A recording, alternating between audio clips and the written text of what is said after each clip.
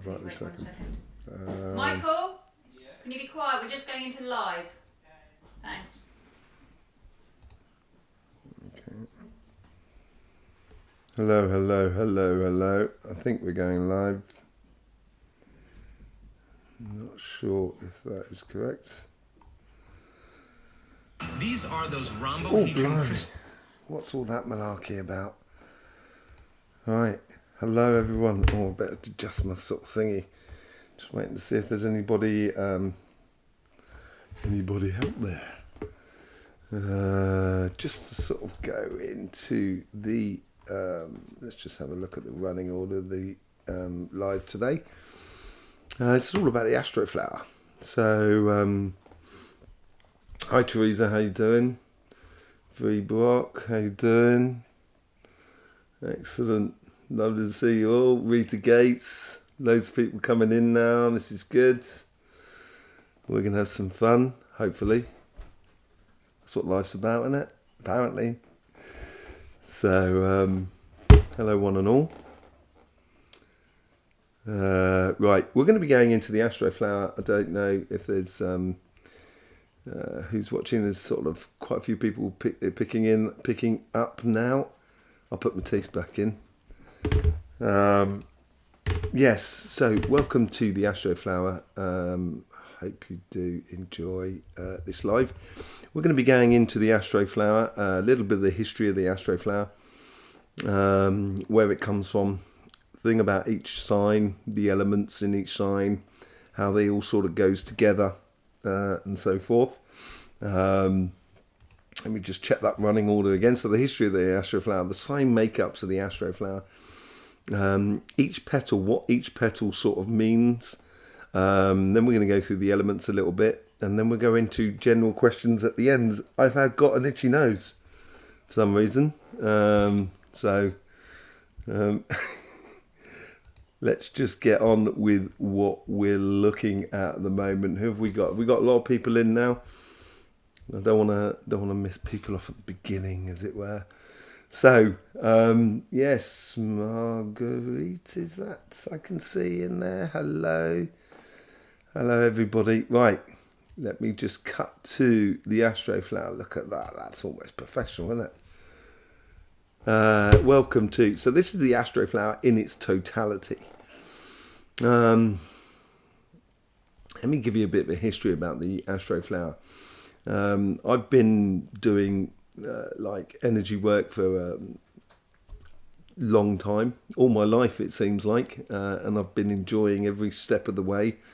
I've learned loads for the Astroflower, learned loads from life, learned loads from the energy and so forth. And what happened was I started doing healing when I was about sort of 16 and stuff like that in London. Eventually ended up in the south of France because I followed the path that was given to me, as it were. So I was living in a van and ended up in the Pyrenees Mountains and settled home there in the Pyrenees Mountains nearly 30 years ago now, and then started up a healing school. Well, not the healing school. I started up doing healing basically, and it was an amazing part of life. Amazing part of life. Let me just go back to that because I feel a bit squashed in the other way. It's an amazing part of life. I was living in this small little village. There mustn't have been more than sort of 300 inhabitants in that little village, and I'd gone through a near-death experience when I was 22 and started perfecting the seeing energy, basically seeing a lot of auras and stuff like that around everything. And so I started teaching myself about energy and how it worked, which has been a fantastic story or fantastic path to go down. Been absolutely brilliant. Karma Control. Hello, is that you? Karma Control, how are you doing? And yes, so I was learning a lot, and I was desperate to get into this healing thing, and I was sort of saying to energy, can I start doing healing now? Can I start doing healing now? It says, no, you got to learn.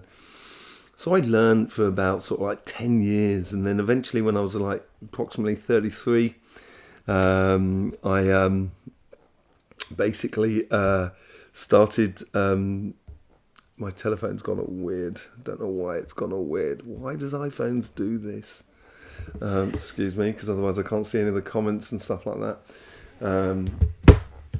Yes, so started when I was about 33. And what happened was there was a little village run by these two sisters, two old sisters. Lovely couple of they were. And so I just went to them and I sort of said, look, this is what I do. So I looked after one of the sisters because she was having difficulties in one thing. And the word started getting out, basically. And I only gave them one card, one business card. And because I wasn't really good at that sort of thing, promoting myself. And they said, you've got to go and see this man. He lives down the corner there in the village, just down the road in the corner. And I said to the person, because energy has said to me now, once you start learning about energy, you can't go to people. You can't really offer it up to people. They have to come to you naturally. And I said to them, I said, I can't really go and just without the person asking me to go and see them, I can't really go and see them. And they said, well, he's really poorly. You should go and see him anyway and everything like that. So I spent a week at my place, and he only lived around about sort of 200 meters. So it's equivalent of sort of like 150 yards away from me. And I was meditating on this person, and after about sort of 4 or 5 days, I realized that he understood, or this person understood energy, sort of thing. So I kind of went, well, okay, in that case, I'm going to go and see him because I've got to. So I went round there and I knocked on the door, and this lady opened the door, and she said to me straight away, she said, he's not receiving anybody anymore at the moment, and he only receives people he knows. And I said, oh, that's all right, he knows me. And we'd never met. And she opened the door, and so I could see into the house. And in the house, laying in the room, was this fairly old man. And she looked at him and she said to him, obviously in French, do you know this man? Do you know this young man in front of you? I was a young man at that stage. Said, do you know this young man? And I said, and he said, yes, I do know him. And I'd never met him. And I went in there, and he held out his hand. He held out his hand like that. And I said to him, I'm not here for me. I'm here for you. And I said, and I shook his hand, and I realised what was going on. And I just said to him, I'm here to thank you for everything you've done. And he passed away that night. And I'd realised that he was the village healer. And in France, every village tends to have someone like a village healer to take away sort of verrucas and stuff like that. And it was a magical passing of the baton, passing of the trade, as it were, passing of the activity from one person to another. And literally within a month, I was just inundated, and there was, I had a lot of people waiting in the garden. It was just the most amazing, beautiful thing when you follow energy and you start, going down that road and trusting in it. It brings you these most amazing experiences. So I got into that, and that's where I come from. And then I just started seeing more and more people, a lot more people, a lot more people. And what I worked out after a period of time is that actually it's better if I can create something that I can help people prevent themselves. So, prevention is better than cure. Okay, so about sort of between 15 and 20 years ago, I started working on this system. I didn't know what the name of it was, and I approached it in various different ways. And just the funny thing, and the reason I noticed it, because it was about 15 years ago when I noticed when, in one day I'd have like a sort of like 10, 11, 12 clients, and, 8, 9, 10 of them would be of one particular sign. And that's when I realized that there were certain rhythms going on behind all of this. And I sort of realized that certain signs have certain situations at certain times of the year, and that opened that whole sort of floodgate to discovering about what is now is called the Astroflower. And basically, I over a period of several years of observing, of understanding of what was going on in life through the healing process, or of offering healing to people, there was something really connecting between the signs, rhythms, and so forth, and that sort of developed this whole sort of the Astroflower sort of thing. So the Astroflower goes so much further than tarot, as it were.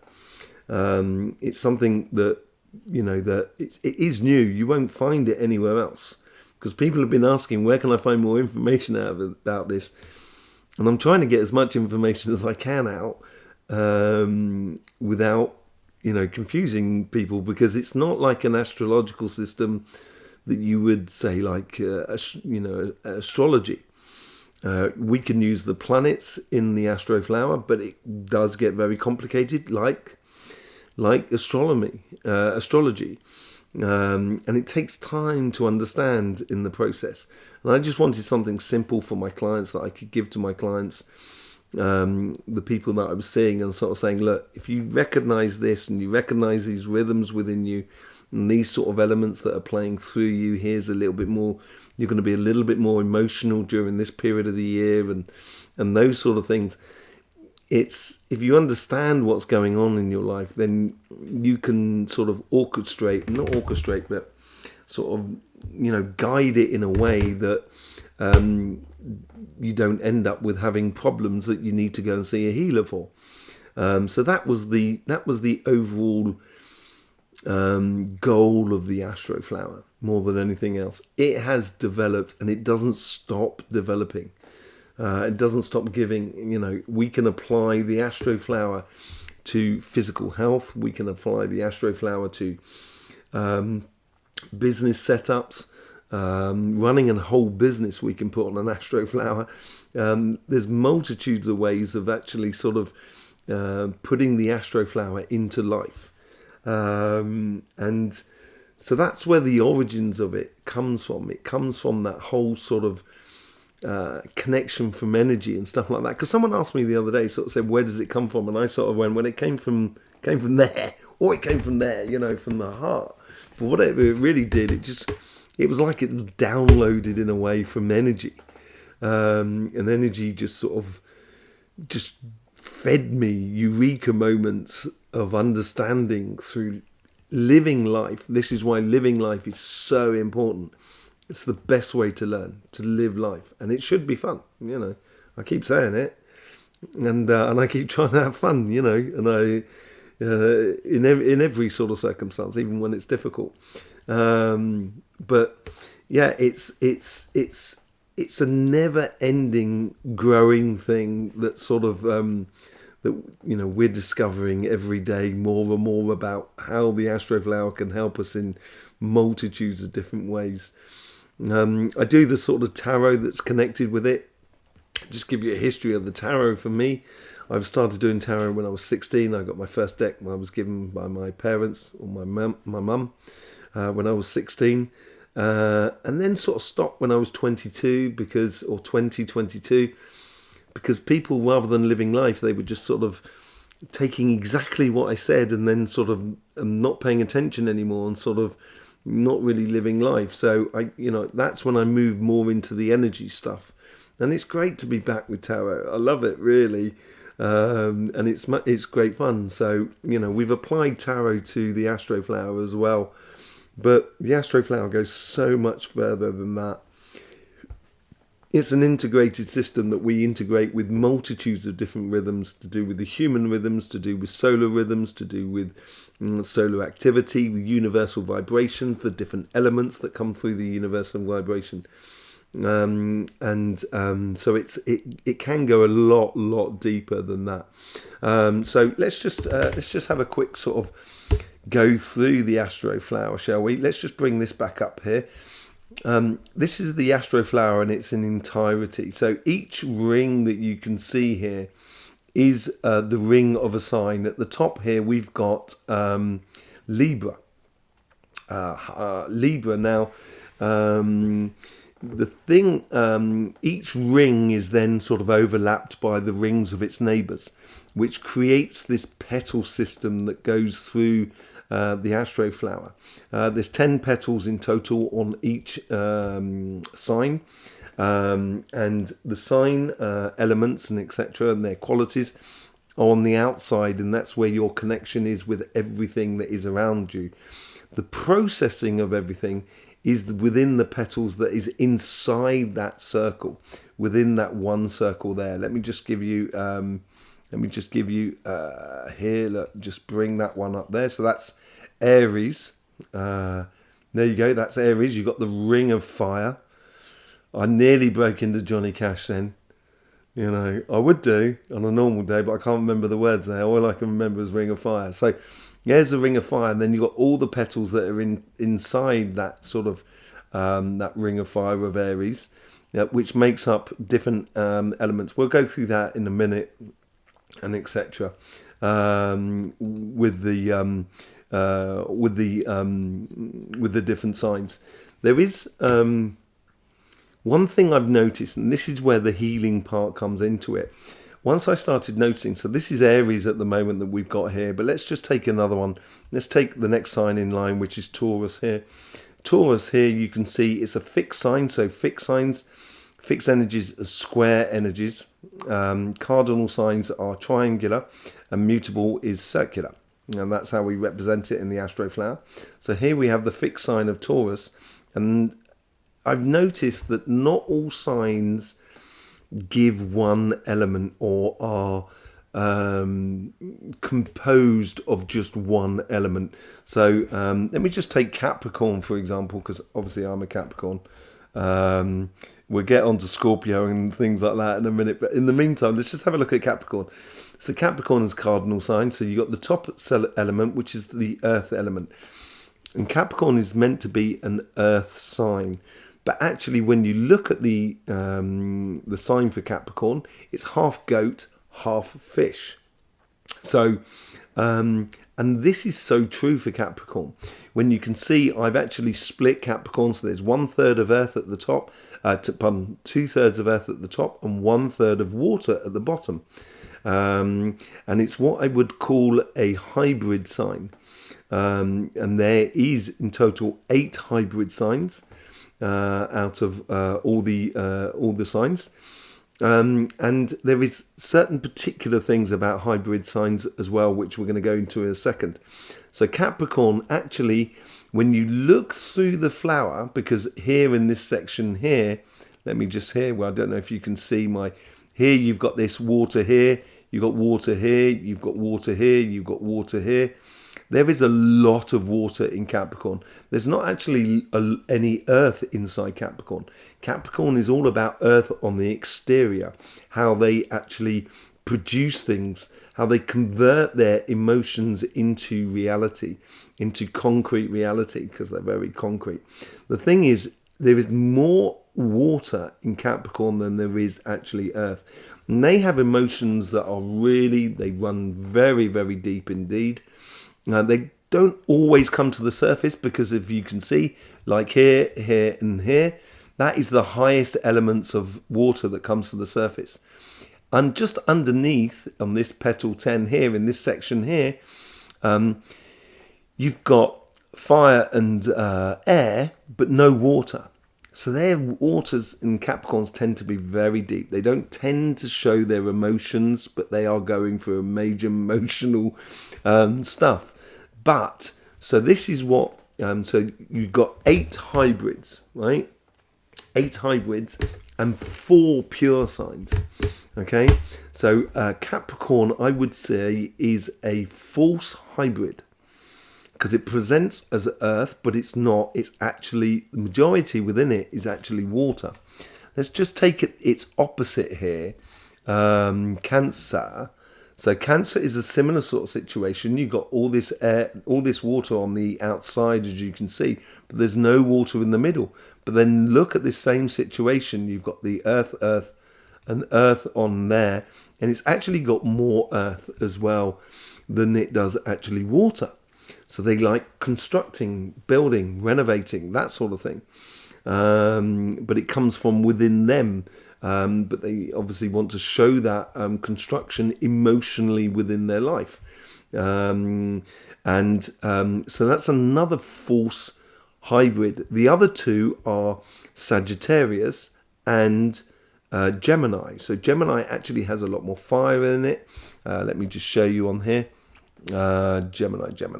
Just before Gemini has air at its surface, which you can see in all of this sort of section there, that mutable air, but it does have fire at its base, but it has a lot of fire running through it at the same time, as you can well see here, highlighting. And it's the same thing with Sagittarius. So you get these false hybrids where they're actually next to each other across the actual Astroflower, across the whole Astroflower.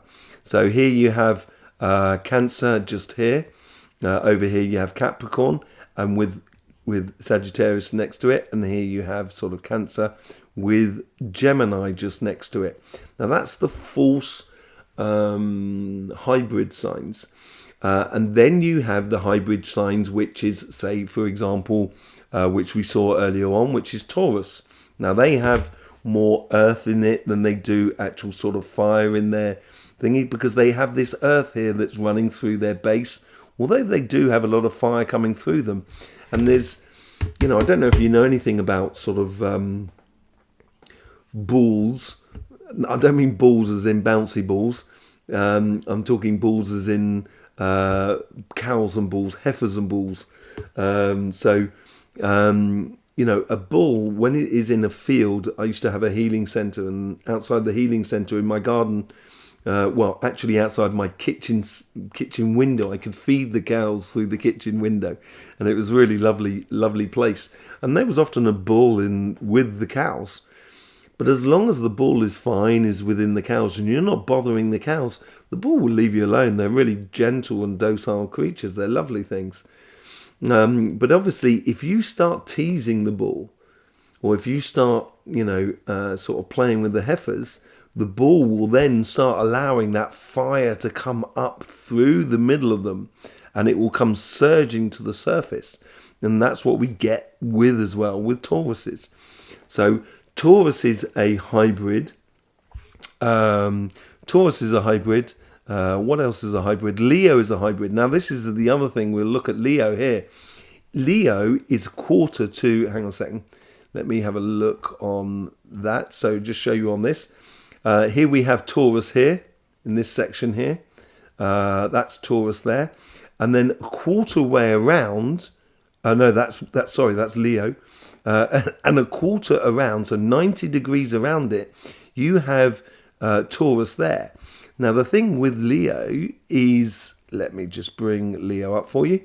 Leo has got fire at the surface and earth at the bottom. And it does have a lot of earth running through it, but it does have also fire running through it. And this is what brings it forward. So it's almost like the opposite of Taurus, but it's not quite the same. They're both fixed signs. When you put a Taurus and a Leo together, when they work together, you've got a complete fixed earth and a complete fixed fire together. But they've got to work in tandem. So they can work really well together as signs, and that's within the workspace. It's not the same thing within sort of emotional sort of space, but it's within the workspace. And let's just take another sign here where we have the other hybrids, such as Aquarius. Here's Aquarius here. We got the air at the surface and water at the bottom. Now, this is the same sort of thing. When you look at Aquarius, in French, it's called Verseau. And Verseau means versing or pouring water. A little bit like John the Baptist, if you like. It's my John the Baptist sign. I could go into that about the signs and the signs and historical events is very, very interesting. But let's get back to the Astroflower. Sorry, I'm digressing. It has a lot of water going through it as well, sort of Aquarius, and that has that water at the surface and air at the bottom. They are hybrids, but they're pure hybrids. And the opposite or the right angle to that is Scorpio. And if we just look at Scorpio, Scorpio is its opposite. It has the fixed water at the surface, which you can see here, and then it has the fixed air at the bottom with air running through it. And it gets that air coming through from Libra example that runs right through the middle of it. Now this changes how we process things. This petal system in the middle, which we will go through in a minute. But this is just a brief explanation of how it works with the signs. So you have these hybrid signs, and these hybrid sort of opposites that are 90-degree angles are always fixed signs. False hybrid signs are cardinal and mutable. And then we get the pure signs. Now these are pure elements, and there is 4 of them. Okay, so there's 4 hybrid false signs, 4 pure hybrids, and then there's, I say pure hybrids, 4 fixed hybrids, and then you get 4 pure signs. So for example, you get to Aries, where you've got this fire that goes all the way around them. Oh, hang on a second, that's that petal thing. The fire that goes all the way around them. And then you'll have next to Aries, you'll have Pisces, a mutable sign, but a pure water sign, and it is like the water definitive in a way. The other pure signs are Libra here, where you've got pure air that's running through them. And one thing you'll notice here that it's not always the same on all signs. Libra, for example, only has 2 bits of fire in their sign, and there is very particular reasons for that, and it plays out within their characters. You get the same thing with Virgo here. So Virgo is a pure earth sign. Virgo is in French or Latin is the Vierge, which means the Virgin. And when you see the sign for the Virgo is carrying 5 sheaths of wheat, usually as a sign, and it is all about the earth, basically. Very sort of almost like an empress card in a way, that has control over the sort of earth, the full earth sort of sign. And they have a lot of earth because they have a lot of earth running through them as well, going through them. But they only have 2 waters. And this is the same thing. It's like, sometimes you get like hybrid dogs. I'm not saying Virgos are dogs or any of the pure breeds, pure signs of dogs. All I'm saying is that you get when you get pure breed dogs, they're absolutely amazing, but they do have stark situations or difficulties in life. They're very sort of because they're very hybrids, not hybrids, they're very pure. They sometimes can have health issues and stuff like that, and we can see that in the Astroflower as well. So that each sign has its own element makeup within them, and then it has all the different sort of petals that are going through them. So let's just go through. Let's have a look at the petals that goes through. There is 10 in total. Let's just start at number 6. We're going to start at number 6 because that's the essence of the sign, the inner essence of the sign. Number 6 is like your it's your pure soul essence, basically. It's the center of you that doesn't really get touched by the outside world. It's that sort of place within you that is ultimately you. So let's just say if we took Taurus has got earth, water, air and fire. So it's got all the elements that are processed, that are present within the sign, and they tend to be very directional on their emotional front and almost confrontational with themselves, because you've got that fire and earth that are running in together with them. So that is petal number 6. Petals, let's go into the rest of the petals that are down below, and this is where we come into the tower a little bit. We have split this on this side here, so 8, 1, 2, 5 and 8 is all to do with relationships, your spiritual path, your emotions, all those sort of non-tangible aspects of life that you know exists and that we all interact with, but it doesn't, you can't actually touch it physically, which is that's what the right hand side of the flower is all about. And then on the left hand side you have 3, 4, 7 and 9, which is all to do with our connection with the material world. And this could be in a physical sense, this could also be to do with your health, but it could also be to do with how you buy, what houses you acquire, or what sort of jobs you do, or what sort of businesses you sort of run, and so forth. So that ties into there on that side. But let's just go through each individual petal. So I'm going to start with 2 and 3. So on this section here, 2 and 3. 2 and 3 is like your karmic paths. This is our karmic paths here. So number 2 is our karmic path on our relationship side, and how that sort of it's the driving force of why we're here, the essence of why we're here, the elements of why we're here. And let's just take a sign in particular. Let's take Scorpio. So Scorpio, you have cardinal signs within your relationships sides. I think relationships play an important part in your life, and they give you a lot of direction. But it's not necessarily that's what comes to the surface. That's what you're driving at, as it were. On petal 2, which is on this side, petal 3, sorry, which is on this side, that's all the the karmic path for your material side of life. And this is a bit more sort of mutable, sort of give and take, as it were, within you. And this is what these petals are. These are these 2 fundamental petals. Now they can obviously play out in multitudes of different ways. Number 1 is, and like number 4 on this side here, is how the universe is trying to influence that karmic path. How the outside world, the outside universe, not the outside world, the outside universe more than anything else, is trying to influence these karmic paths to bring us into the bigger plan, as it were, of what we should be doing and where we should be going in life. And then obviously we have each sign that has our own elements connected with that. Let's take Gemini, for example.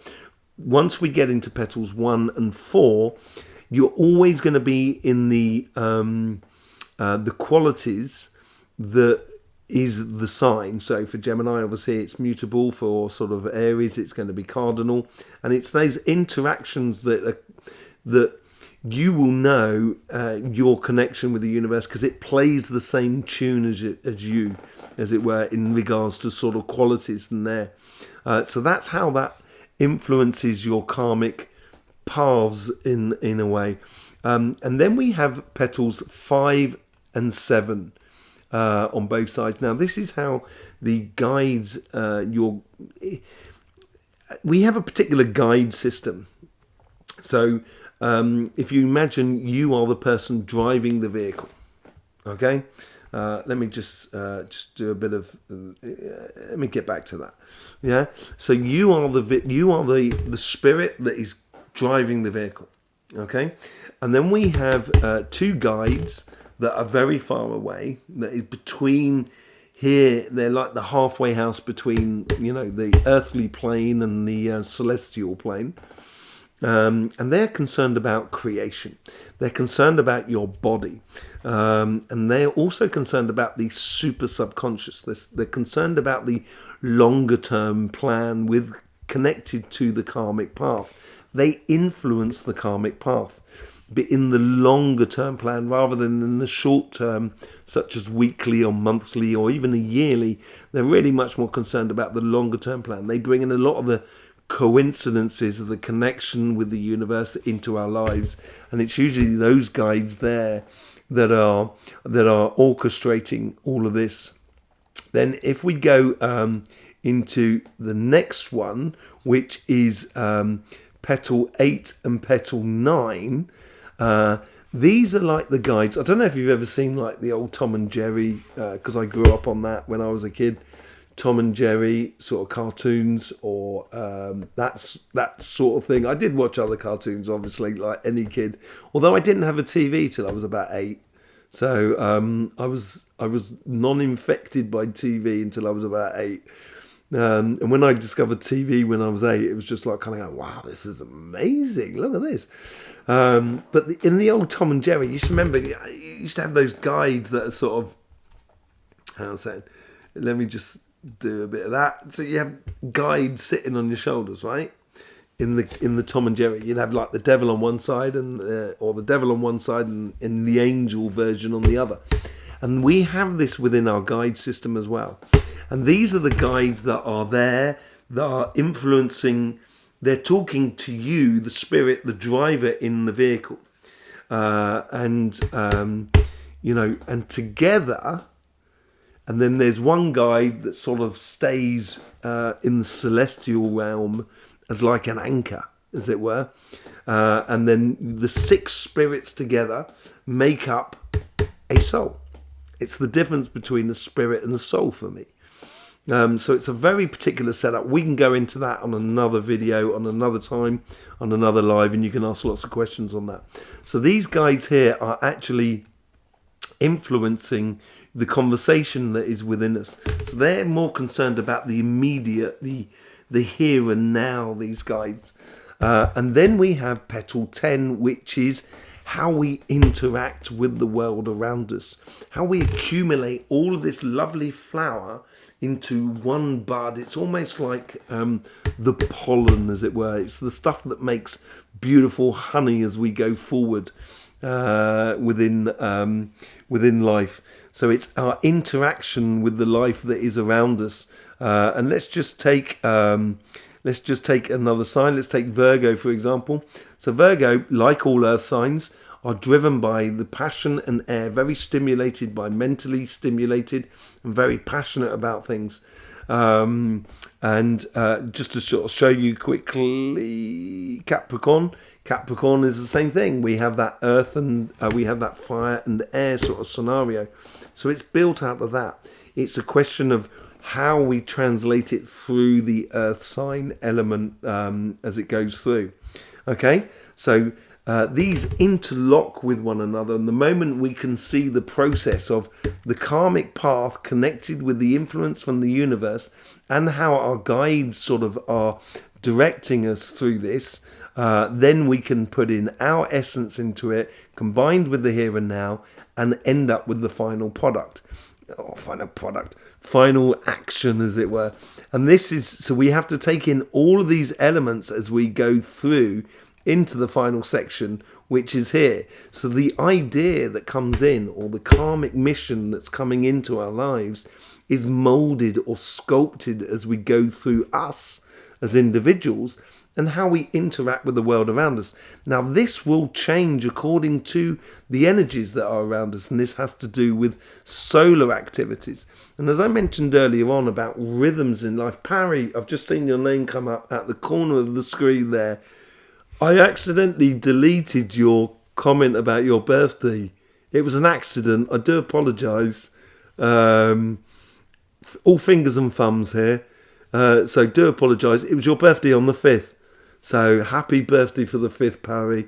I didn't mean to do that. I was actually just trying to sort of say happy birthday to you. We're trying to say happy birthday to you. So, just lovely to see you here, by the way, Parry. Anyway, where was I? Yeah, rhythms of life. I was noticing the rhythms of life and how these, how a lot of signs would turn up on a one particular day more than other days. And this rhythm here brought me to another aspect, which is a really important aspect of the Astroflower. And that is the rhythms of life. And this is the yearly rhythm for each one. And how our rhythm of our energy increases over the year and then sort of reduces during our autumn period. And what sign do we have here? We have... which sign is this? It's Gemini. Okay, this is a Gemini. This is mutable. So Gemini, the beginning part is number 1 of the birthday season. The ending part is number 2 here. So this is your whole birthday season sort of coming through. Your birthday season is this period here in this box here that sort of comes up. And it goes up over this period here just after your birthday season. And then it goes up to your pure height of summer within the northern hemisphere and then drops down regardless of northern and southern hemisphere. Sorry. Hang on a second. Let me just bring it back to that. And this ties into the rhythm of the Earth, and you get different increases of energy. So as the Earth is spinning round and it's going round the solar system and we get closer and further away from the sun, the energy in the center of the Earth, which is a ball of plasma, but that's another subject for another day. The way solar systems are created is not what we taught at school. As far as I'm concerned, I've got a completely different system that I'd like to go into one day, which I will do. But at the moment, let's just stick with the basics. And basically, the vibration, if you imagine that's the northern hemisphere and that's the southern hemisphere. Let me just make sure. Yeah, you can see it. The northern hemisphere and the southern hemisphere. So it moves and oscillates like that between the north and south. So we can see this oscillation with the blue vibration, the blue line here, which is for the northern hemisphere of the Earth's energy, and the green line, which is for the southern hemisphere. Now, as you can see here, Gemini is pretty close to that sort of season because the Gemini goes up to the solstice. So it's very close to the vibration within the southern hemisphere. So all you Geminis in the southern hemisphere, you would really sort of notice that and feel that. Let me just get my phone out of the way so I can see correctly. That's Scorpio. Let's go into Capricorn, just because Capricorn obviously goes from the solstice in winter in the northern hemisphere. And as you can see here, it follows that blue line perfectly at the beginning of the season and then sort of goes slightly out of the rhythm when it comes later in the later season of Capricorn. And if we take someone like Scorpio and fixed signs in general are right squashed between the two. And this is one of the reasons why they're fixed.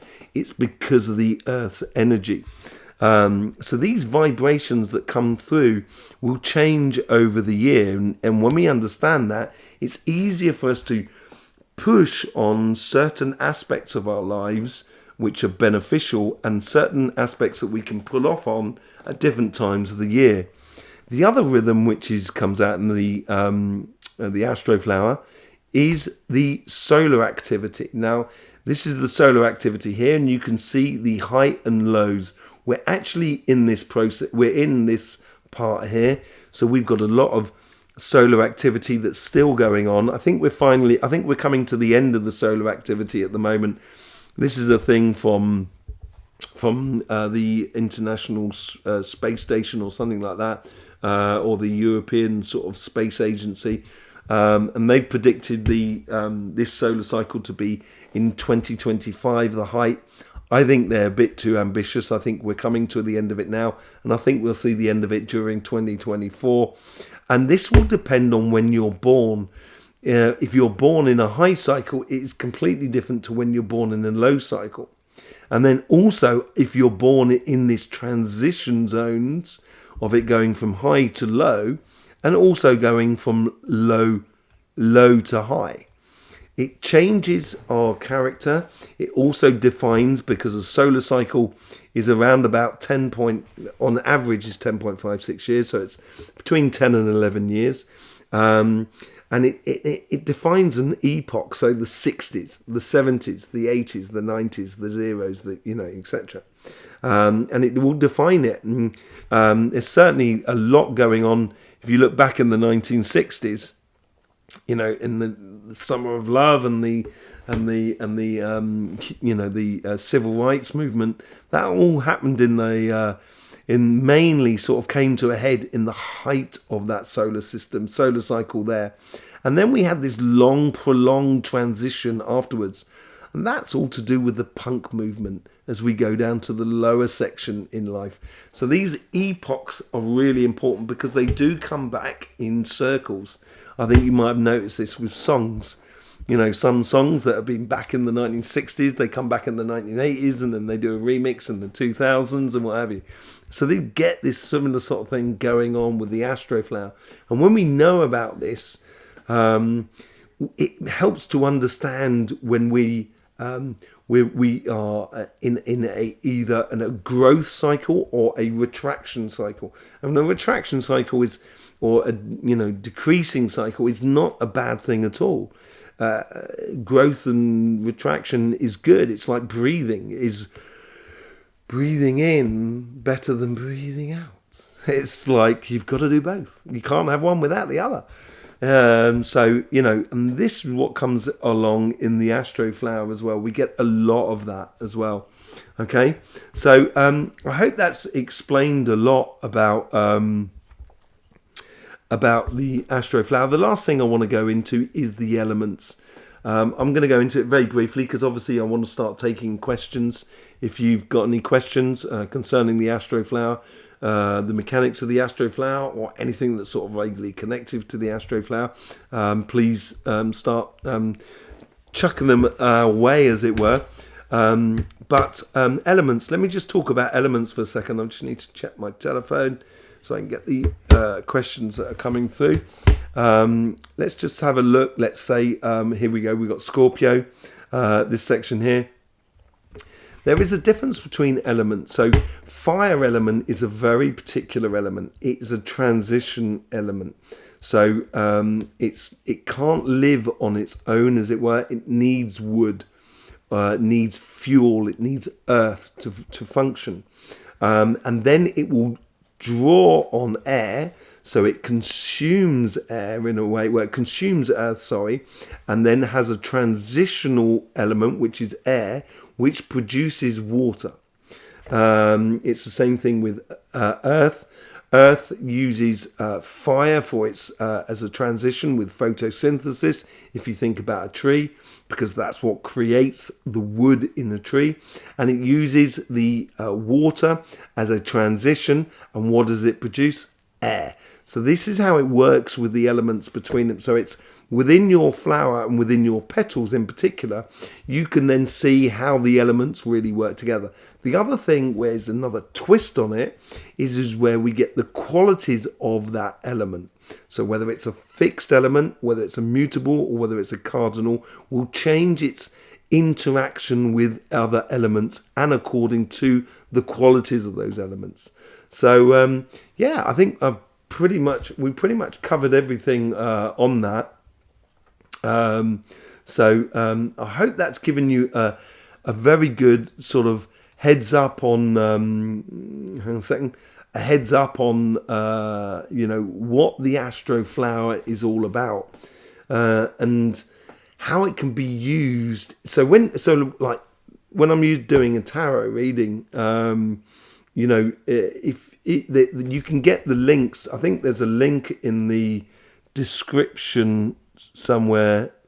But there will be a link in the description somewhere where you can get you can see your Astroflower and the elements that make up your Astroflower, which you can find on the astroflower.com.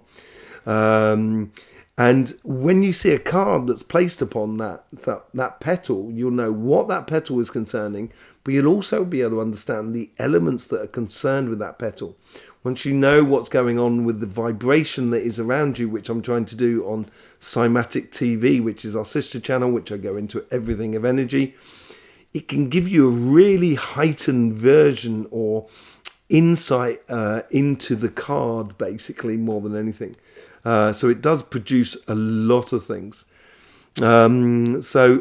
Questions coming in now. So just got a question in from Joseph. Asks why Libras like to fight everyone when they have so little fire. We're laughing. I'm laughing, and when I'm laughing amazingly, Joseph. Thank you so much for that question, because I got Tanya sitting next to me, who is a Libran, and it is just so funny. Why do they fight?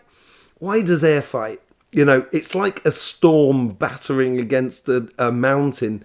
Yeah, it's going to be able to knock off a few rocks, but it's not going to knock the mountain over. And air will sort of huff and puff in a way in order to sort of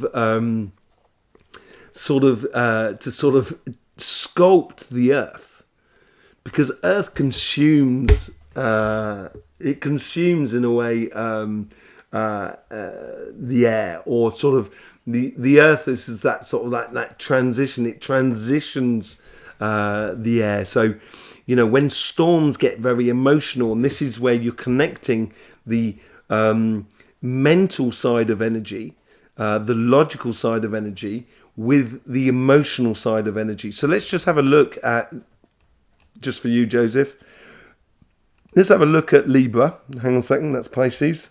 Where's Libra? Where's Libra? Where's Libra? Libra is there. Hang on a second. There's Libra there. So, yes, you're right. It doesn't have a lot of fire, but fire doesn't necessarily mean fighting. Fire is passion and what you're passionate about. And you're very passionate. Librans can be very passionate about a thing at the moment as it comes to the surface. But what you do have is, you do have a little bit of water in there, but you mainly have this sort of earth.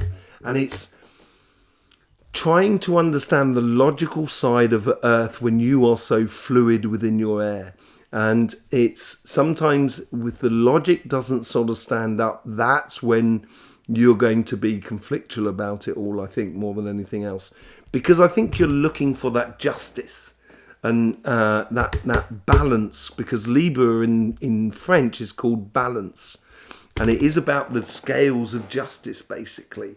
And it's balancing, it's a real balancing effect that Libra has, that constantly having to readjust itself, just like air. And storm can come through really quickly with Libra, but then it also then sort of, when it hits the land, a lot of the power is taken out of the storm. And I think this is what Librans look to do sometimes, if you're talking about sort of having arguments and fighting and stuff like that, simply because you meet the earth of the world and it calms you down in a way. It brings things back down to earth, sort of thing. You know, it's a very generalized view there, because it's you can get into very specifics within it, but you need really, really specific information. So I've got another question. I hope that helped you answered that question, Joseph. Thank you very much for being here. Real pleasure. So now we got Gretchen. Hello, evening, Gretchen. How are you doing? Gretchen is asking, how can the Astroflower show family dynamics? Now, this is an amazing thing. We discovered this whilst going through the Astroflower and sort of seeing the composition of the family. So if you are a child, well, we're all a child, obviously. Everyone's a child to someone. And you're in that position where you have parents and you might have children of your own. So it will depend a lot upon sort of the star signs and the qualities. This is really important. The qualities of your parents as well to your children. So let's take, so if we took sort of two cardinal signs as parents, you're going to have two parents that tend to be running off in directions all over the place. And if the children are fixed, it's the children that are going to be asking to, so no, let's be a little bit more sort of concrete about this. Let's be a little bit more sort of solid about this. And this will lend a lot of dynamics to the parents that to be a little bit more sort of conscious about the sort of situation.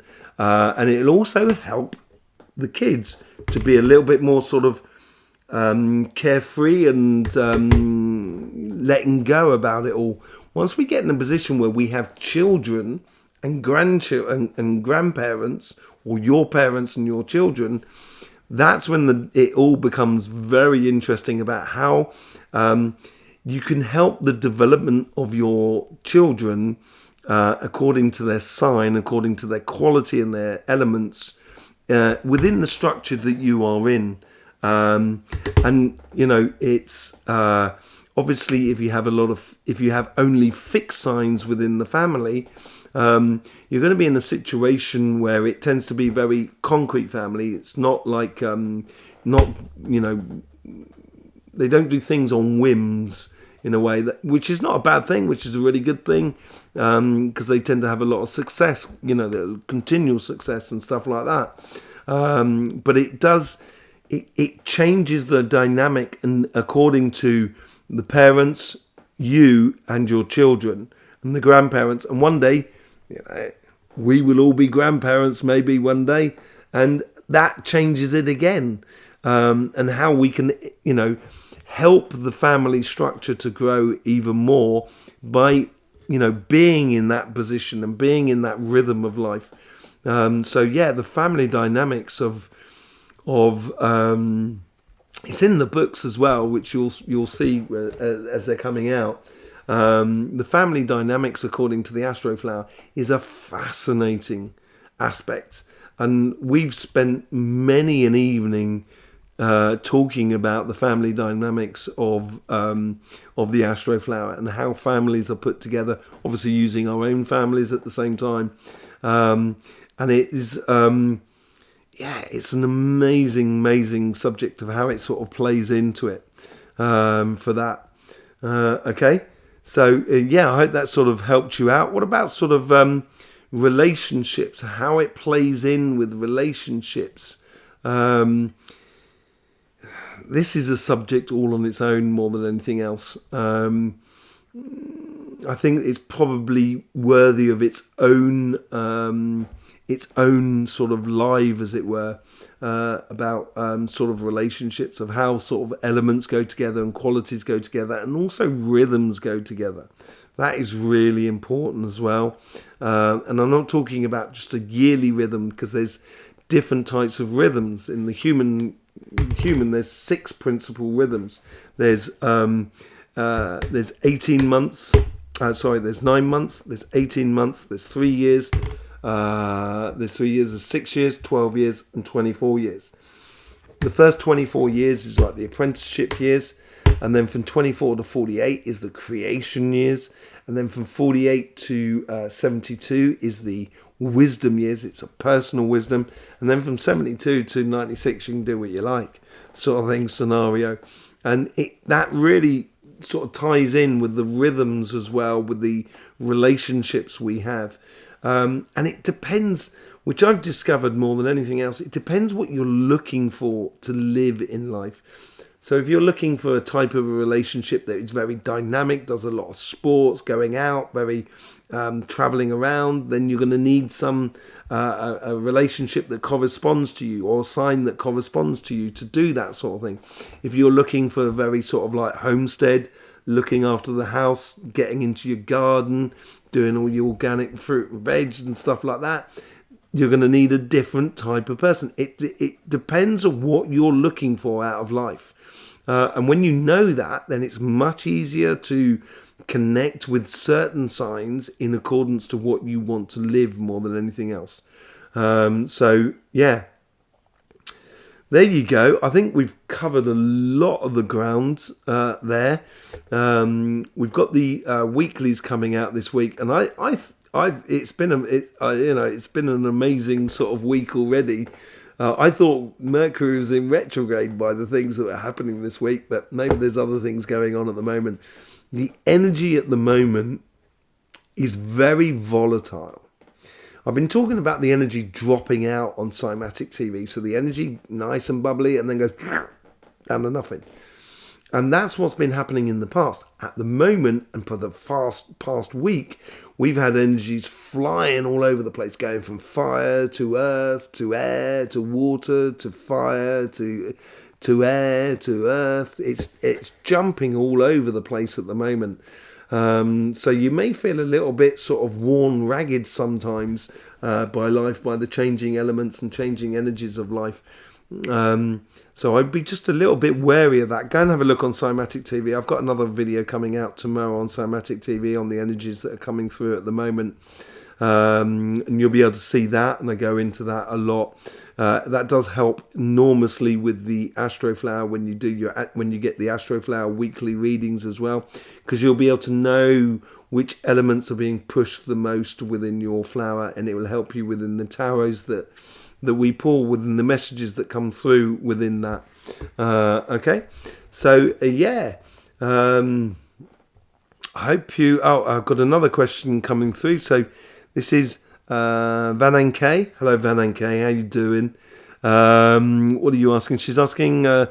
Notice the readings are 2 years behind conversations she has experienced with people of master life paths. Is there a reason for this?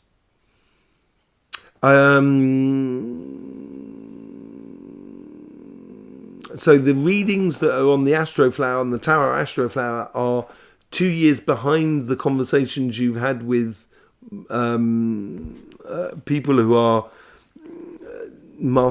life paths. I've never heard that term before. I probably know what it's about, but people who are very, concerned with your sort of karmic path and stuff like that.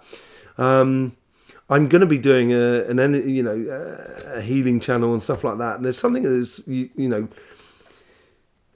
karma is a changing thing. Karma means action, basically, and things are changing and have been changing over the last 30, 40 years. I've seen a change in people. I can read people's karma when I'm doing healings, and there is a change in generations. So the old karma was like a karmic block. It was square, and that's come to an end. And that's 90% of the people on this planet. Probably less now, to be honest. And then you have a new type of karma, which is like a hexagon shape, six-sided shape, which some people have been calling indigo children. And I was never really, it didn't sit right with me. It didn't sit right with energy the way that was explained to me. What indigo children were, that they came from another dimension and stuff like that. And it didn't sit true to me when I was ever doing my work. So I did a bit of investigation on it. And from my side, my interpretation of it is the indigo children are just spirits, old spirits that are part of the celestial plan within this plane, but has a new karma. And this new karma that's comes out, they haven't come from across the other side of the universe. We haven't gone through that process yet.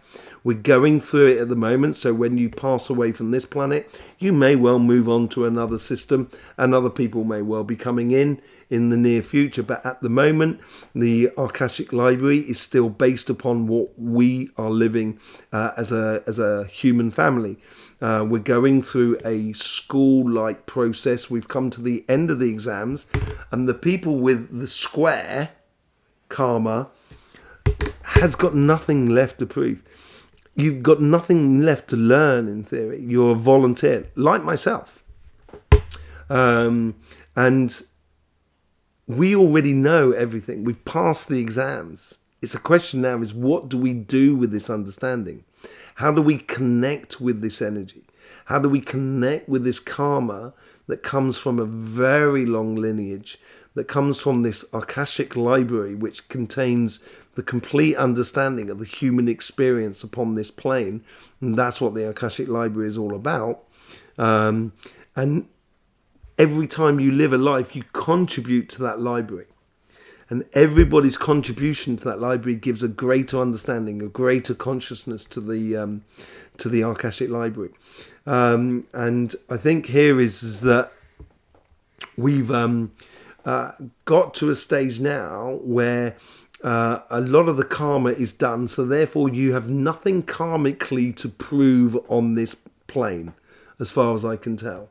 And most people are just volunteers. I have actually seen in my healing some people with karmic blocks on their I say a block as in a square block. It's like a square block, like the block of Tao in Taoism. And I've seen some karmic blocks where it's very particular. I've only seen 3 in the whole time I've seen it, and I've seen a lot of people through my healing, and each time I've looked at them and I've said to them, do you feel that you just don't understand this planet because you come from somewhere else? And there was a bit of a mix up in the administration, and somehow you turned up here and you're not supposed to be here. And they, each one of them has all turned around and said, there's only been like 3 or 4 maximum, but I think there's more 3 than 4.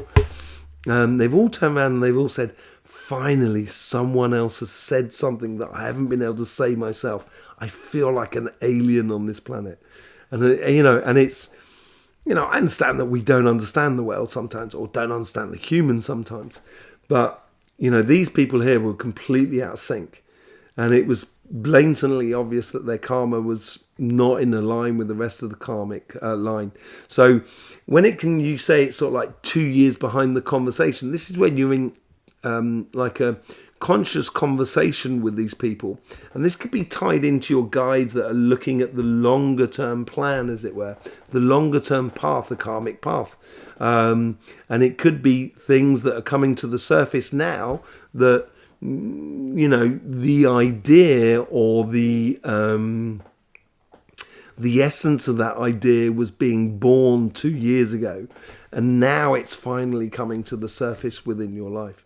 So you could just be ahead of the curve of where you should be on your pathway, basically, Vanan K. So yeah, I can understand that. I can understand that totally. The thing is with the life path, and this is the last thing I'd sort of say in it, because we can go into that on multitudes of different sort of subjects. The pathway is not predestined. Nothing is predestined. Everything, there is a greater possibility. So if I was born, let's put it this way, if I was born to a builder, there is a good chance I'm going to end up a builder. That's the way it works. But it's not written in stone that I'm going to end up like a builder. My mum and dad were in fruit and veg. I did do fruit and veg when I was a lot younger, but now look at me, I don't do that at all. But so the pathway of life is created every time you put a foot down in front of you. The path comes up to meet you every time you place that path. And at no point is anybody on your path. Their path may be alongside your path, and sometimes they cross over and what have you, but at no point is anybody else upon your path. You are only on your path, and the only way of knowing your path is by putting one foot in front of the other and living it. You can't see really the way life is done. It's done if you look at a spring, wing, wing, wing, like a spring sort of thing. If you turn it this way, it's a circle. You only see a circle. So you think life is in like a circle. You keep repeating things. But when you look at it from the side, you're not actually repeating it. You're going upwards slightly or going downwards, whichever way you want to look at it. It doesn't really matter. So you're getting very close to where you were before, but it's not exactly the same spot. And that's the accumulation of the understanding of your karmic expression upon this planet. And before, and in lives before, it would have been your karmic mission to discover all about that. And the way it works is this, is that if you want to let's say your soul is here to learn about persecution. To learn and understand about persecution, you would have had to live one life where you were persecuted. Yeah? But in order to understand persecution, you would have had to live another life where you were the persecutor. Now, if you're the persecuted and you are the persecutor, you can't really say if you are good or bad. But what you have done is over several lives, you've brought a great understanding about the idea of persecution. And that's how karma works. And the reason it's got a four-sided block is because there was four sides to the situation. The modern day karma is fluid like a lava lamp. So the information is about fluidity, about sort of getting to a solution in the situation more than anything else. So, you know, it's I think with the 2-year thing, I think it's just basically where maybe that's what's coming to the surface now. That's a possibility. With the limited of information I get and what have you, it's sort of like, you know, I'm trying to give you an all-round understanding of it. I hope that sort of helps you out, Van Anke. But yeah, you know, don't forget, is every time you put your foot down on your pathway, the pathway is coming up to meet your foot. So, you know, it's being built as you go on. And that's how energy works. Energy doesn't have an agenda. It's not bad. It's not good. There is no bad and good to it. There is a yin yang to it, yes. But then you can't really say one is bad and the other one is good. That's not how it works. You can't take the black out of the yin and yang and still have the yin and yang. It has to be together. That's the only way the yin and yang and the balance of life works. The moment you try and take one out of the situation, then yeah, it ain't gonna work really, totally. So, you know, there is no good and bad, and you know, living life is the most important thing you can do, regardless of what you think living life is. And I am not here to tell you that you should do this and not that. I would just sort of say to you, if you're going to do this, maybe this is the best way to go about it. And that's what we're trying to do on the Astroflower more than anything else. So yeah, I hope that sort of helped you out, Van An, about the explanation on that sort of side of things. Yes, have you got any more questions? Are we sort of like, because we've gone slightly over the time because we were only preparing to do sort of like an hour on this live, but it's I don't mind. I'm gonna be here all day and all night. I love it. I just love getting involved with energy, and just in, you know, yeah, life should be fun. It really should. So, you know, I get into that. Is no other questions and everything like that? Excellent. Okay, cool, Van An. Lovely. Yes. Beautiful. Okay. No other questions. We will be doing more lives on the Astroflower, on the workings of the Astroflower, because it is a very vast subject. I've just given you the broad brushstrokes at the moment in this sort of video. Hot topics. What was that? Hang on a second. Let me just bring that in. That seems to be. Oh, it's Karma. It's Karma TV and radio. Sort of. This was great. Oh, Tom, great hot topic. Oh yeah, thank you very much. Yeah. Oh, thank you, Parry, as well. Lovely to see you here. Lovely Van Anke as well. Lovely to see you here as well. Absolutely beautiful. Just lovely to see all you beautiful people out there. You know what I mean? Life, that's what it's all about, isn't it? You know, it really is. Nature listens. Always does. So thanks, Tom. It's really... it's a really interesting system you've developed. It's a system that's come. It's almost come to me rather than I've developed it. You know what I mean? It's that's what it seems to be. So, although I might be the messenger of it, I don't feel like I own it. in a way, if you know what I mean. But yeah, I love being part of it and love enjoying it. So, you know, yeah, absolutely beautiful. Thanking you as well. Lois as well, many thanks and blessings to you. Many blessings to you. Awesome live. Glad you enjoyed it. I hope you get the most out of it. Van Ann, thank you very much. Lovely, lovely. It's all very beautiful, isn't it? We're building a lovely community actually on the Astroflower. It's really nice to see. And it's nice to see when people are helping each other out. Even if it's just suggesting something, you know, for the other person. It's really beautiful to see. And it's very touching to see so many people involved in it. It's absolutely beautiful. Yeah. I don't know if there's anything more to say. Just sort of check in to see if there's everything that's going on. There's Kathy, Mike. Hello, thank you so much. The Astroflower, thanking you. Without you guys, I'll be talking in the wind, you know, and I'll talk in the wind anyway. But, you know, it's just, you know, so glad to see you all here. Really glad to see you all here. It's really absolutely beautiful. An absolute pleasure. Thanking you ever so much. I guess there's all that's left for me to say. All together now. I'll wait for the delay to join us. All together now. Hang on a second.